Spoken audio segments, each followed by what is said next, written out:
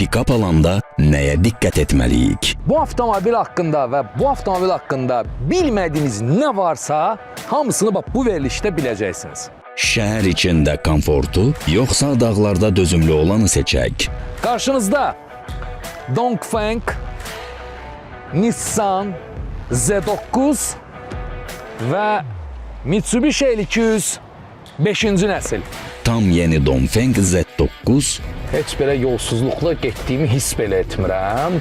və hər kəsin tanıdığı L200 müqayisəsi Mitsubishi L200-ün içində özümü təhlükəsiz hiss edirəm. Marat Namazovun təqdimatında. Deməli, Dongfeng Azərbaycan məlumat verdi ki, bizə yeni bir pikap gəlib. Amma biz onu bildiyin ən layiqli avtomobilin qarşısına çıxartmaq istəyirik. Çünki biz düşünürük ki, bu avtomobil bizim üzümüzü ağ eləyəcək. Və dedim elə qış mövsümü gəlir.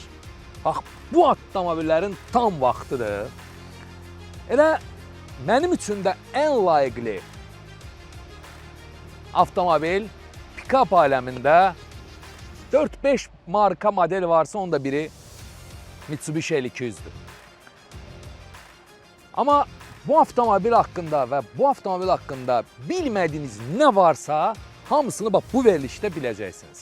İstər texniki detalları, istər sürüş testi, istər multifunksiyonallıq, istərsə də adını hələ az-az eşitdiyimiz, istehsalını hələ də araşdırdığımız, bax, Çin markası Dongfeng. Qarşınızda Dongfeng Nissan Z9 və Mitsubishi L200 5-ci nəsil. Mən Marat Namazov, Start-Stop verilişinin start düyməsini Xocəsəndə sıxıram.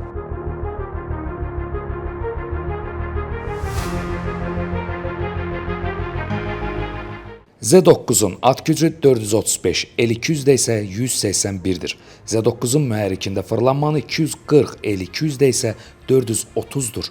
Açıq yük həcmi 1338 kubmetr.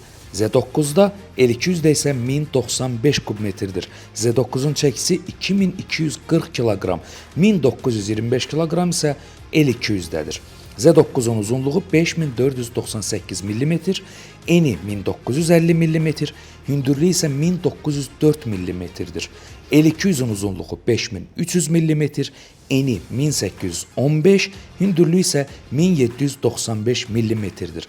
Z9 tam şarjla qarışıq rejimdə 1,3-1,9 litr yanacaq işlədir 100 kilometrə, L200 isə 8,5 litr yanacaq işlədir 100 kilometrə.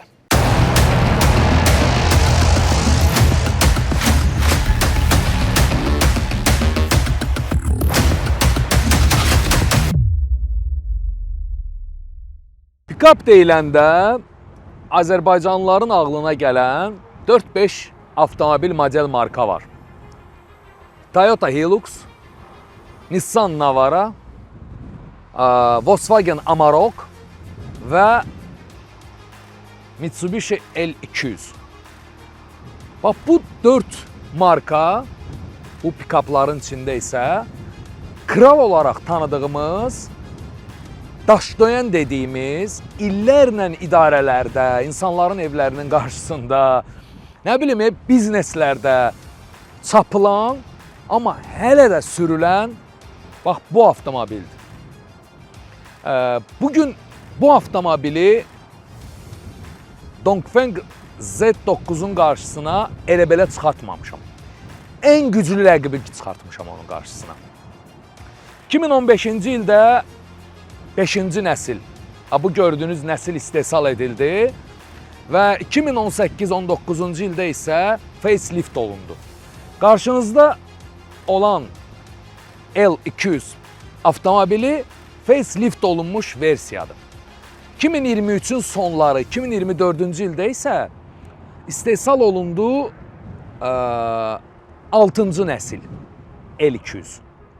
Amma bu L200 hal-hazırda ən çox satılan və alınan modeldir, 5-ci nəsildir. Məsələ orasındadır ki, bu avtomobil nə multifunksiyonallığı ilə, nə də hər hansısa bir gözəlliyi ilə sevilməyib. Bayaq sadaladığım nüanslara görə sevilib. Amma bir şey də var. Hər kəsə bax bu tip pikap lazımdırmı yoxsa yox? Nəzərə alsaq ki, bu avtomobillər yolsuzluqda sürülür. Bəli, o zaman əla. Amma şəhər şəraitində bu avtomobil özünü necə göstərər? Yəni qarışıq rejimlərdə, şəhər və yolsuzluq rejimlərində bu avtomobilin özünü necə göstərər? Bu günləri hamısını incələyəcəyik. Aşağı-yuxarı qiymətləri eynidir. 2022-ci il istehsaldır bu avtomobil. 2023-də, 2022-də təxminən qiymətlər eynidir. 50-60 min manat aralığındadır. Və məsələ orasındadır ki, eyni qiymətə biz Dongfeng Z9-u təklif edir. Və onu da incələyəndə görəcəyik ki, bunların arasında fərqlər nədədir. Niyə belə çıxışımı böyük götürdüm? Ona görə ki, bu avtomobilin eksteryeri haqqında danışacaq nə qeyri-adi bir funksionallığı yoxdur, nə də ki, hər hansısa bir mühəndislik arxitekturası, dizaynı yoxdur bunun üzərində qeyri-adi. Yəni, yaxın və uzaq vuran fənərlər, qəza işıqları, duman fənəri və aqressiv pikapa layiq bir görüntü. Və buradakı metal işləmələr güzgülərdə də eyni qaydada öz əksini tapır. Disklərin də rəngi və qəşəng, sərt, aqressiv, dözümlü bir pləkan var burada. Qapı tutacaqları, yəni bildiyiniz səsə baxaq. L200. Geniş bir bagaj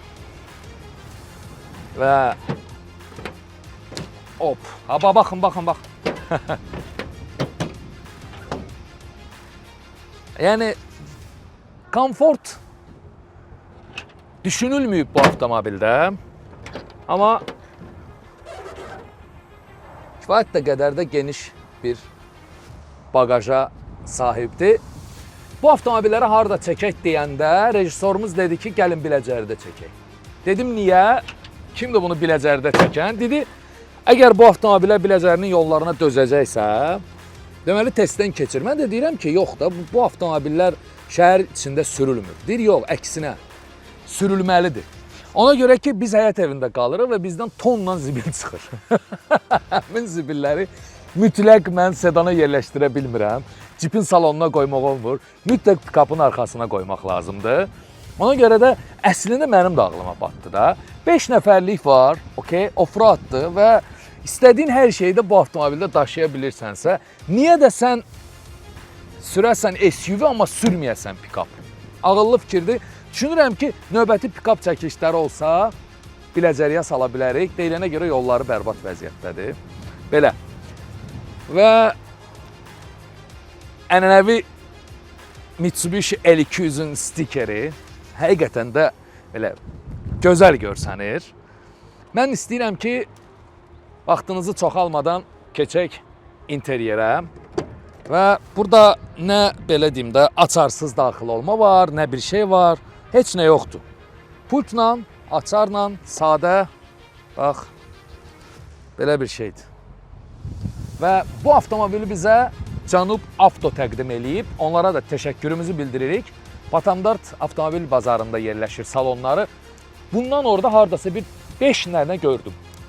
5 ədəd var idi. Ən sonuncu il 2022 idi, onu götürdüm ki, 5-ci nəslin son versiyasını sizə təqdim eləyim. Facelift olunmuş versiyasını təqdim eləyim və qiyməti də yaxın gəlsin Dongfengə. Keçək interyerə. Bax, bu eynək qabıdır. Mən başa düşə bilmirəm. Mənim avtomobilimdə də Yapon avtomobilidir. Bax, bu eynək qabının qapağı bağlanmır. Bunda da. Bu ümumiyyətlə mi bağlanmır? Əslində bağlanmalıdır, amma orada nəsə var ki, o bağlanmır. Bax, məndə də eynəndir. Bax, bu Yapon avtomobillərində nə məsələdirsə, birinci xarab olan detal bax bu olur. Deməli belə, bu avtomobildə sizə danışacağım çox az şeylər var. Deyəcəksiniz ki, niyə hibrid avtomobillə, yəni plug-in hibrid avtomobillə birincisi dizel mühərriki müqayisə edirsən. Sonra deyəcəksiniz ki, niyə mexaniki sürətlər qutusunu ilə avtomat sürətlər qutusunu müqayisə edirsən. Niyedir müqayisəm? Bu avtomobili incələməmişdən öncə dediyim məsələ. Bu avtomobil sizin üçün pikdir. Mən isə Dongfeng'in qarşısına yalnız və yalnız əjdaha çıxarda bilərdim. Ona görə də siz nəyi bəyənirsinizsə L200-də həmən komplektasiyanı gətirmişəm. 6 pilləli mexaniki sürətlər qutusu, 2.4 dizel mühərrik, Dodge mühərrik və burada sükan multisükan sayılır. Yəni komplektasiyada belə qeyd olunub, amma buradan nə isə idarə etmək, multimediyadan başqa demək olar ki, heç nə idarə etmək olmur. Sağ düymə ümumiyyətlə hissə boşdur. Burada isə multimediyanı idarə edə bilirsiniz. 6 pilləli mexaniki sürətlər qutusunun başlığı, ələyləci, əsas məsələlərdən biri. Deməli, bizdə bizim razatkamız 2H, 4H və 4L. Sürəndə bunları bir-bir izah edəcəm. Hansı rejimlərdə necə istifadə etmək lazımdır. Burada bizim balaca bir nənəmizin sandığı var. O dərindir ya. Balaca görsənir, amma dərindir. Yox, yaxşıdır. Burada bax, mən bu hissəni çox sevirəm. Burada bu xırda əşyalarınızı rahatlıqla həmişə əlinizin altında saxlaya bilirsiniz. Bank kartıdır, puldur və ya digər açar falan hər şey. Monitor, yəni sonradan qoyulan monitordur. Çünki multimediyadan mən belə anladım ki, monitor sonradan qoyulub. Yəni, belə. Monitor haqqında çox danışmaq istəmirəm ki, nə də danışım. Burada kondisioner sistemidir. Vəssalam. Başqa avtomobilimizdə başqa ikinci bir şeyimiz yoxdur. Və burada kifayət qədər geniş cibi var. 4 şüşə qızdırıcımız var. Əl məsafəsindədir və mərkəzi qapanma öz yerindədir. Keçə indi mənim ayağımın istiqamətindədir, çünki sürüb gətirmişəm bu avtomobili. Burada bizim nəyimiz var? ESP söndürmək olur. Bir də yanacaq çəninin düyməsi var burada. Sağ-sol güzgülərin deməli burada tənzimlənməsi var. Qatlanması da yoxdur. Vəssalam. Bir də sükanımızı belə manual formada tənzimləyə bilirsiniz. Önə gəlmir, ancaq aşağı və yuxarı. Bu şəkildə tənzimləyə bilərsiniz. Vəssalam. Analıq alətlər paneli bitdi. Keçək arxasına görək nə qədər rahatdır L200 pikapın arxasında oturmaq. Genişdir. Burada deməli qəşəng işıqlar, kondisioner sistemi buradadır. Burada da kondisioneri, havalandırmanı, kondisioneri rahat şəkildə idarə edə bilərsiniz. Çox rahatdır. Düymələri də var burada. İşıqlar da həmçinin. Yəni burada kondisioner sistemin olması əla, super həqiqətən də. Orta paneldə qoltuq altlığımız yoxdur. Burada yalnız və yalnız pəncərələrin endirilməsi var və qaldırılması. Balaca cibimiz var. USB portumuz və yaxud da 12 voltluq giriş çıxışımız, heç nəyimiz yoxdur burada. Ortada əyləşmək olarmı? Olar əslində. Ortada da əyləşmək olar. Rahat da əslində L200 pikapın arxasında rahatlıqla səyahət edə bilərsiniz. Sürüş test edəndə də baxacam görüm ki, nə qədər komfortludur. 100% Start Stop YouTube kanalında və hal-hazırda ekranın o biri başında əyləşən tamaşaçılar düşünürlər ki, L200-ün qarşısına çıxa biləcək avtomobil var idisə da, o da Nissan Navara idi. Və ya, nə bilim, digər markalar, modellər idi. Mən sizin qarşınıza elə Nissan gətirmişəm. Amma Dongfeng adında. Niyə? Deməli, 1993-cü ildə Zhengzhou Nissan Avtomobil şirkəti yaranır, ZNA. Və bu şirkət Nissan və Dongfeng'in rama üzərində, yəni karkaslı avtomobil istehsalına başlayırlar. Bu avtomobil də həmən zavodun yetirməsidir. Yəni, Nissan istehsalı Dongfeng'dən gedir söhbət. Zhengzhou avtomobil, Nissan avtomobil şirkətinin hətta birinci hərfi, yəni Z hərfini burada görə bilərsiniz. Bu Z hərfi sizə həmən zavodun baş hərfini xatırladır. Və bu avtomobil elə Nissan istehsalıdır. Sadəcə olaraq o şirkət, zavod Nissan və Dongfenglə müştərək çalışır. Və bu avtomobillərin artıq, bax bu gördüyünüz modelin Nissan versiyası da istehsal olunacaq. 2026-cı illə planlaşdırılır. Bax bu platformada Nissan avtomobilinin istehsalı. Sadəcə olaraq bu platforma üzərindən ilk təqdim olunan Dongfengdir. Keçək eksteryerin incələməsinə. Gördüyünüz Z şəklində gündüz fənərləri və sağollaşanda və avtomobil işə düşəndə bax bu yanan bütün radiator barmaqlıqlarının üstünü örtən gündüz fənəri çox gözəl görüntü verir və iri qabaritli radiator barmaqlıqları ümumi Z9-un görüntüsünü həqiqətən də gözəl eləyir. Burada 540 dərəcəli kameranın biri yer alıb. Avtomobilin bamper hissəsi çox gözəldir və iki rəngin qarışmasıdır da bu. Həqiqətən də gözəl görsənir rənglərin bir-biri ilə uyumu.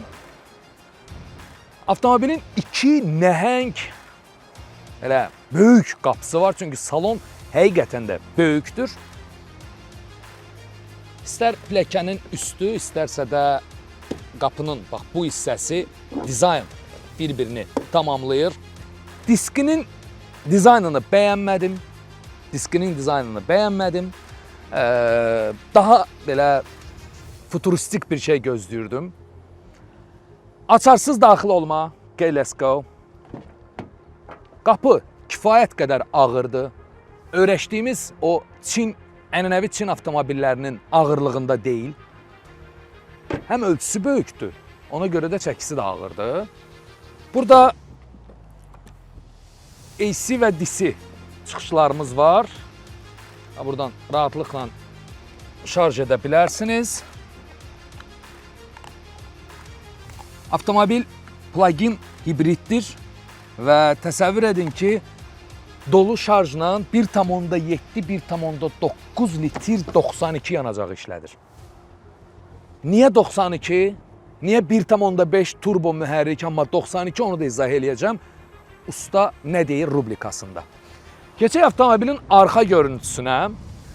Deməli, Z9-un arxasında burada sağ-sol stoplarda da Z hərfini görə bilirsiniz. Bundan əlavə isə bax bu detal ki var, ZNA. Yəni eynən avtomobili incələməmişdən öncə dediyim Zhengzhou Nissan avtomobil. Yəni zavodun həmin o adının baş hərfləri də avtomobilin arxasında yerləşdirilib. Bu avtomobil Nissan istehsalıdır və bizim üçün bu avtomobil, bu pikap artıq sual işarəsi deyil. Çünki biz bu markanı çoxdan tanıyırıq. Və arxa stop işıqlarının bax bu şəkildə çox gözəl görsənir. Tam LED fənərlərdir və L200-ün bagaj açılmasını göstərmişdim sizə. İndi isə Z9-un bagaj açılmasına baxın. Vəssalam. Çox rahat açılır bagajı. Komfort öz sözünü deyir. Geniş bir bagaj var burada və burada hətta belə bir yer var. Əşyalarınızı da qoya bilərsiniz. Alətləri, daimi avtomobildə saxlamaq istədiyiniz alətləri də qoya bilərsiniz. Burada da var belə bir hissə. Buna baxaq nədir? Aha, elektrik naqillərini rahatlıqla işlədə bilərsiniz. İstər çöllükdə, istər belə deyim də, sizə təcili lazım olan hansısa bir şarja qoyacağınız alətlər ola bilər. Rahatlıqla 220 volt və 220 volt. Super. 3,5 kW-dan 2,2 kW. Çox gözəl. Bax, bu da həqiqətən də gözəl bir özəllikdir. Ələxüsusda pikap üçün. Keçək avtomobilin geniş izah edəcəyim interyer hissəsinə. Belə maraqlı və yüngül bir açarı var. Heç pikap açarına oxşamır. Demək olar ki, burada simsiz şarj hissəsi var. Rahatlıqla telefonlarınızı şarj edə bilərsiniz. Bu hissəni izah edim. 4DHD sürətlər qutusunun başlığı və burada əl eləciniz var, avto hold var və bu razdatka hissəsi eynən L200-də göstərdiyim 2H, 4H və 4L. Bunları da sürüşdə izah edəcəm. Bu hissədə yalnız və yalnız havalandırma hissəsinin düymələridir, başqa heç bir şey yoxdur. Burada geniş bir dirsək altlığımız var. Buradan bir 3 dənə qızı ərə verə bilərsən mənə bu sandıqla. Çox rahat. Qapı tutacaqları, qapı açanlar çox belə turistik bir dizayna sahibdir. Çox rahatdır əslində. Çox rahatdır. 4 şüşə qaldırıcı mərkəzi qapanma. Vəssalam. Və səs sistemi belə metallik işləmələrləndir. Sanki metaldır. Bəlkə də metaldır. Metala oxşuyur. Okey. Və tam multi-sükan. Bax, mən bunun multi-sükanını görüb necə deyə bilərəm ki, L200 də multi-sükandır? Yəni, söz deyərlər də adama. Burada Dongfeng logosunu görmürəm. Burada Z hərfi görürəm. Bu da yenə də Zhengzhou Nissan avtomobil zavodunun düşünürəm ki, aviaturanın ilk hərfidir. Çünki öndə olan logo tamam başqadır. Burada olan logo tamam başqadır. Orada Dongfeng logosu. Burada isə Z-dir. Və burada biz zolaq tanımanı idarə edə bilirik, kameranı idarə edə bilirik. Deməli, avtomobilin qalxıb enməsini idarə edə bilirik. Multimediyanı idarə edə bilirik, telefonu idarə edə bilirik və alətlər paneli ilə funksiyaları dəyişə bilirik. Mən istəyirəm avtomobili işə salım və monitorda olan bir çox sürücülərə lazım olan detalları göstərim. Alətlər paneli də, monitor da hamısı rəqəmsaldır təbii olaraq. Və burada əsas rejimlər. Pəncərələr bir düymə ilə qalxır və enir. Tam endirə bilərsiniz və bütün bağlaya bilərsiniz bir düymə ilə və ventilyasiya. Ventilyasiya nədir? Siz ventilyasiyaya toxunaraq 4 pəncərənin 4-ündə çox qısa şəkildə bir balaca aça bilirsiniz ki, içəridə siqaret çəkilir və ya hər hansısa pis qoxu falan və ümumiyyətlə siz avtomobilin içinin havalandırılmasını təmin etmək lazımdırsa, adından da göründüyü kimi ventilyasiya və rahatlıqla qaldırıb, sonra da hər birini endirib, sonra hər birini qaldıra bilərsiniz. Daha sonra burada lyuk hissəsi var. Lyuk çox yaxşı, çox rahat şəkildə idarə olunur. Mən çox bəyəndim bunu. Məsələn, tutam siz yarıya qədər lyuku açmaq istəyirsinizsə, buradan gətirdiniz 50%. Burada lyukun altındakı o kozirokla eyni vəziyyətdə, yəni o açılır eyni formada. Bu isə cəmi 50%. Və indi mən tam olaraq lyuku açmaq istəyirəm, əla. İndi isə lyuku bağlamaq istəyirəm.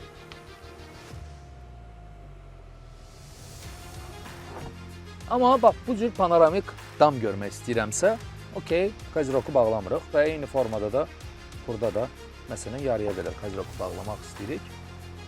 50%, əssalam, bağlanıb yanacaq. Gözəl.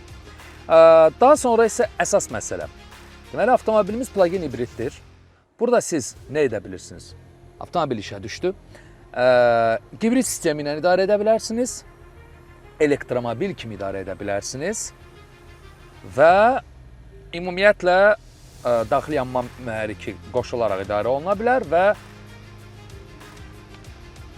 qış rejimi, yəni qar rejiminə keçirə bilərsiniz.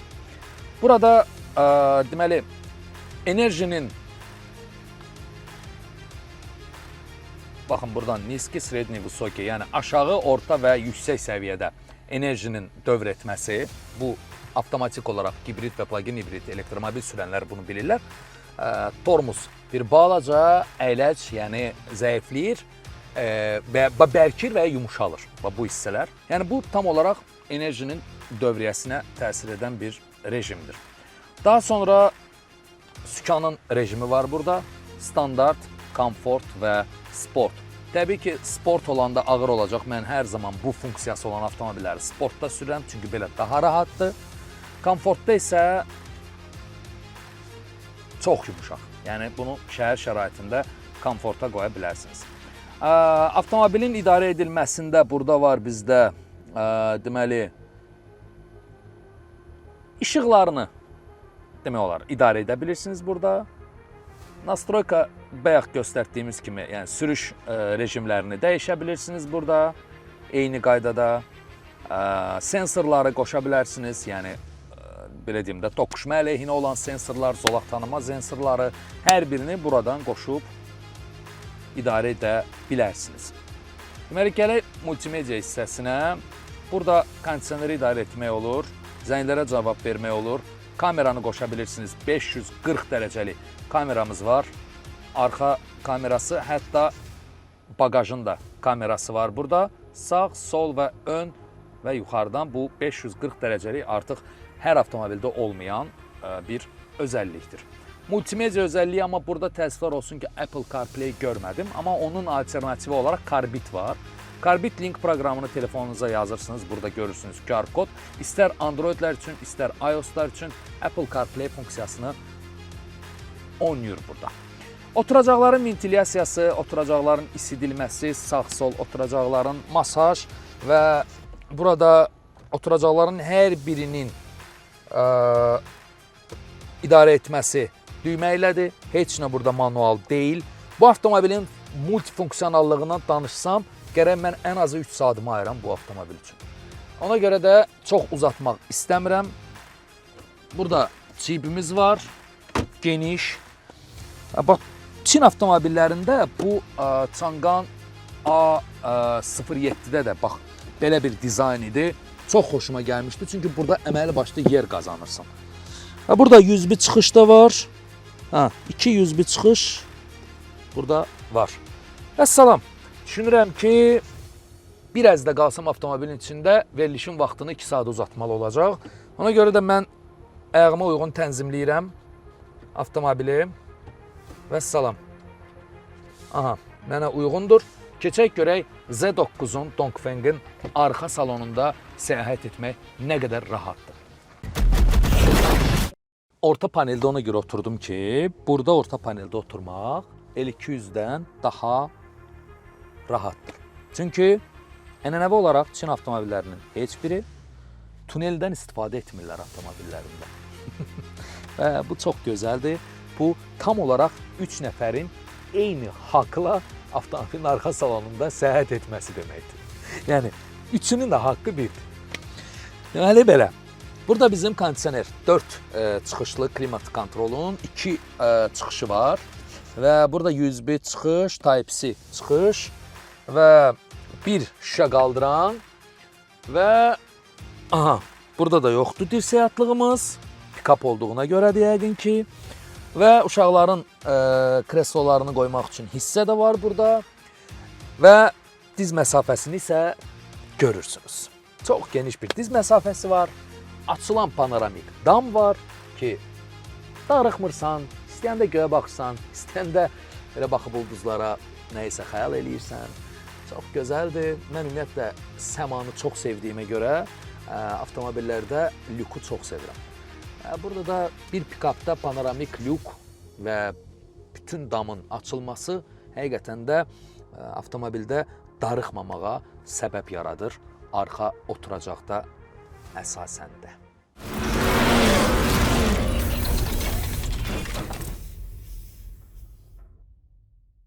Bu iki avtomobil haqqında məlumat toplayanda başa düşdüm ki, L200 haqqında sizə o qədər də geniş bir məlumat lazım deyil. Sadə 4 silindirli 2.4 turbo şarjlı interkullerdən ibarət bir daxili yanma mühərriki var. DOS mühərrikdir və əsas problemlərindən biri forsunka. Burada siz yaxşı yanacaqdan istifadə edərək bu problemin qarşısını ala bilərsiniz və ya çox keyfiyyətli yanacaq qatqılarından istifadə edərək mühərriki uzun ömürlü edə bilərsiniz. Mühərrikdə demək olar ki, problem yaranmır. YGR sistemində problem ola bilər. Bu da təbiidir ki, yanacaqdan asılı olaraq, amma dövrü təmizlənməsinə də ehtiyac var.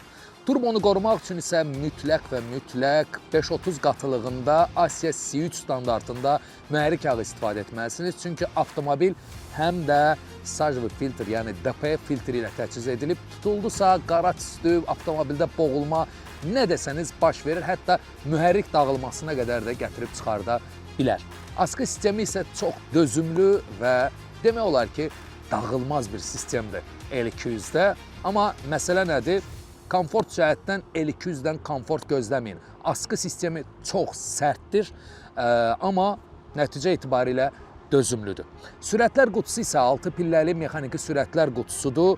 Vaxtında yağını dəyişsəniz, demək olar ki, avtomobil canını verəcək, amma sürətlər qutusu olduğu kimi qalacaq. Sadəcə olaraq çox dağ rejimində istifadə etsəniz, yəni 4x4 rejimində istifadə etsəniz, 4L rejimində istifadə etsəniz, transmisiyanın və askı sisteminin də elə mühərrikin də ömrünü azaltmış olacaqsınız. Çalışın, çox da yükləməyin və çox da dağlara çıxmayın.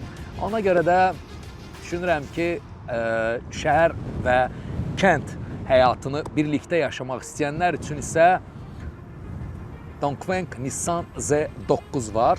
Bunun da niyə Nissan olduğunu sizə izah elədim. 1.5 turbo mühərrikdir, 92 tələblidir. Niyə 92 tələblidir? Ona görə ki, Atkinson dövrü mühərrik sistemidir. Və bundan əlavə isə 1.5 litr həcmində olan turbo mühərrik 435 at gücü hasil edir və bu da avtomobilin gücündən xəbər verir. Sürətlər qutusu isə 4DH-dədir, yəni 4 pilləli hibrid mühərriklər üçün olan xüsusi hazırlanmış transmisiya. Bu transmisiyadan istifadə edir BYD, Geely, Changan və bir çox avtomobil markaları. Hal-hazırda günümüzdə praktik sürətlər qutusudur və dözümlü sürətlər qutusudur deyə bilərik. Sadəcə olaraq təyinatı üzrə yağdan istifadə edin. Askı sistemi haqqında isə demək olar ki, ətraflı məlumat toplaya bilmədim. Çox təəssüflər olsun ki, ona görə də bu avtomobilin Z9-un askı sistemi barəsində sizə heç nə deyə bilmərəm, yəni texniki cəhətdən. Amma komforta qalanda, yumuşaqlığına qalanda təbii ki, Dongfeng daha yumuşaq və daha komfortludur dağ yollarında.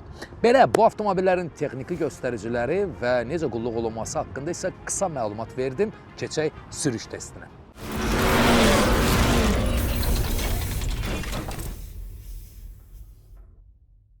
Deməli, gətirmişik Dongfeng Z9-u dağlara ki, yoxlayaq görək, bunu da asfaltda niyə sürüm də mən? Yoxlayaq görək, bu yollarda özünü necə aparacaq? Mən əminəm ki, yaxşı aparacaq. Amma mənə bunun komfort tərəfdə maraqlıdır. Çünki biz bilirik ki, L200 çox sərt bir avtomobildir və sıfır komforta sahibdir. İzolyasiya, səssizlik, möhkəmlik, dözümlük, okey, yerində. Bəs komfort? Çünki bugün hamı komfort axtarır. Və ona görə də yoxlayaq görək, bax, bu komfort, askı sistemi Dongfengdə özünü necə göstərəcək və ümumiyyətlə gücü nə yerdədir bu avtomobilin. Mən burada sürüş rejimlərindən hibridlə gedək. Okay. Və burada bizdə nə göstərir? Deməli, 2H, 4H və 4L. 2H yalnız və yalnız arxa körpünün istifadəsi ilə bağlıdır. Yəni, yalnız arxa təkərlər çəkir. 4H, 4 təkərlərin 4-ü də çəkir. Adətən bunu palçıqlı yolda, qarlı yolda istifadə edə bilərsiniz. 4L isə ən belə deyim də güclü versiyasıdır. 4 təkərlərin 4-ü də çalışır. Amma bu zaman siz maksimum yüksəkliyə qalxmaq üçün bunu istifadə edə bilərsiniz. Hələlik o qədər də böyük bir yolsuzluq şəraitimiz yoxdur hal-hazırda getdiyimiz yolda. Ona görə də 2H ilə davam edək. Əgər hər hansısa bir çətinliyimiz olarsa, wow, maşın necə belə rahat şəkildə gedir. Heç belə yolsuzluqla getdiyimi hiss belə etmirəm. Bu avtomobildə mən əyləcləmə, yerindən sürətlənmə falan, dairə falan yoxlamayacağam. Bu avtomobildə mən yolsuzluq yoxlayacağam. İndi qarşımda bir balaca bir rahat, gözəl,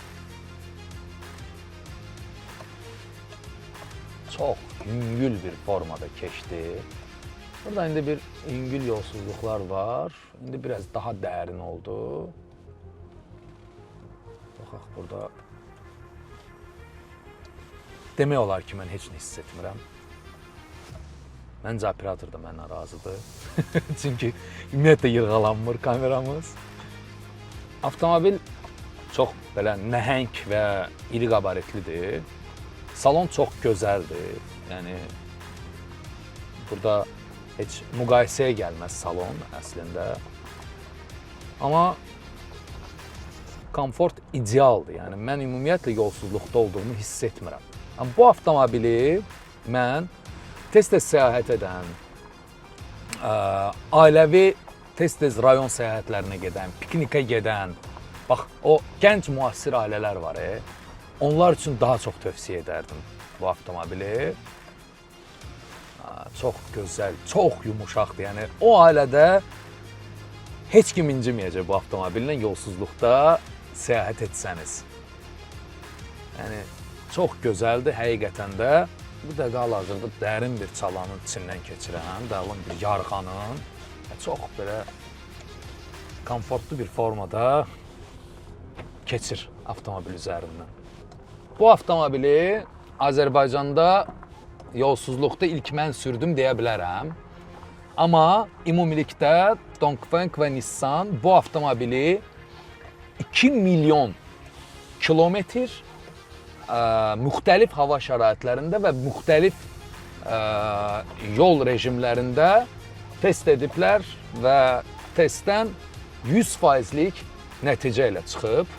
Mən ümumiyyətlə yolsuzluqda avtomobil idarə etdiyimi hiss eləmirəm. Məsələ ondan ibarətdir. Yəni mən bundan sonra L200-ü də test edəcəm. Görək eyni yumuşaqlığı, eyni komfortu, eyni rahatlığı verməyəcək zaten, amma neçə faiz fərq olacaq? Amma məsələ odur. Rahat və komfortlu səyahət istəyirsinizsə və pikap almaq istəyirsinizsə,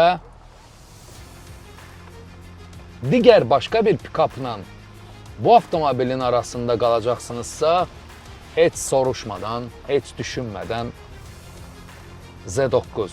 Yox, əgər sizə yalnız və yalnız dağlıq ərazidə, uzun yollarda işlə bağlı avtomobil lazımdırsa, təbii ki, siz L200 seçəcəksiniz.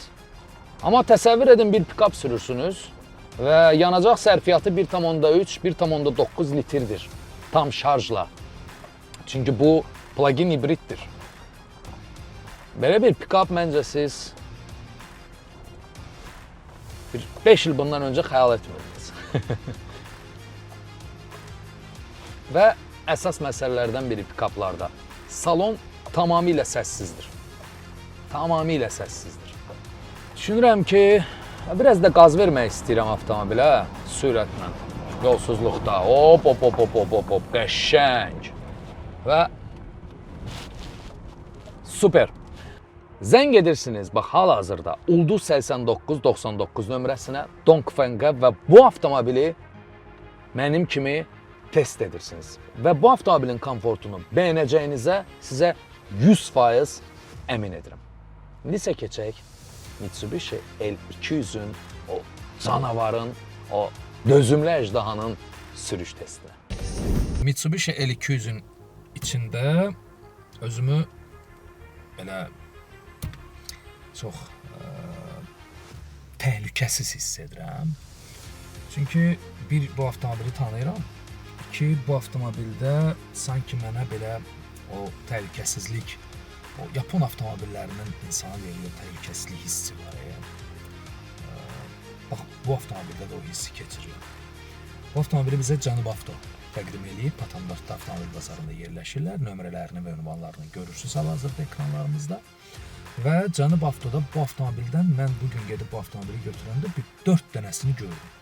Müxtəlif illərdə, məsələ 5-ci nəsil, bu avtomobillər orada var, çoxdur. Hətta bundan əlavə digər markaların da pikapları salonlarında var. Zəng edin, gedin baxın, sürün, qiymətlə razılaşın və alın. Cənab Avtoda əsasən tam sağlam avtomobillər satılır. Başlayaq. Mexaniki sürətlər qutusu və L200-ün sürüş testi. Dizelin səsi, 2-4 tok mühərrik. Dizelin səsi və mənə sadəcə olaraq L200-ün komfortu maraqlıdır. Mən L200-ün gücünə çoxdan bələdəm. Mənə bu avtomobilin komfortu maraqlıdır. 6 pilləli sürətlər qutusu. Çox rahatdır sürətlər qutusu. Avtomobilin daxtqı qüvvəsi çox yüksəkdir və dizel olduğu üçün də təbii ki.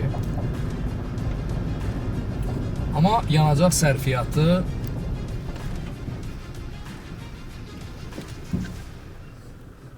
məncə siz kameranın yırğalanmasından komfortu hiss edə bilərsiniz. Yüngül bir yarğandan keçirik. Görək L200 nə qədər komfortla keçəcək bunu. İndi isə yaxşı bir sürət vermək istəyirəm.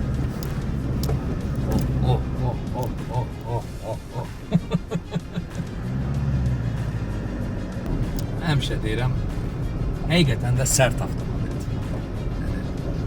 Komfort deyilən bir şey bu avtomobildə yoxdur. İstər yolsuzluq şəraitində də yoxdur bu avtomobildə komfort. Elə bu şəraitdədir. Dağlıq şəraitdədir. Gündəlik sürmək üçün və ya səyahət eləmək üçün nəinki indi demək olar ki, heç vaxt L200 məsləhət görməmişəm. O zamanlarda başqa markalar məsləhət görürdüm. Məndən soruşanlara. Yəni, bu səyahət avtomobili deyil. Bu rahatlıqla dağlıq ərazilərdə məhz daima işləyən insanlar üçündür. Avtomobilin yüksək torku var, at gücü az olsa da, səhv etmirəmsə 154 at gücüdür. Amma daxtqı qüvvəsi çox güclüdür, çox dözümlüdür. Sürətlər qutusu demək olar ki, avtomobil bütün istismarı müddətində düzgün qulluq olunursa, demək olar ki, xarab olunur. Belə, düşünürəm ki, Mitsubishi L200-ün ümumiyyətlə sürüş testinə ehtiyacı yoxdur. Sizin üçün yeni deyil bu avtomobil və çox uzatmasaq daha yaxşı olar. Mən bu avtomobilləri sürüş testində yalnız və yalnız komfortu nəzərdə tutmuşdum. Komfort olaraq isə yenə də Dongfeng Z9.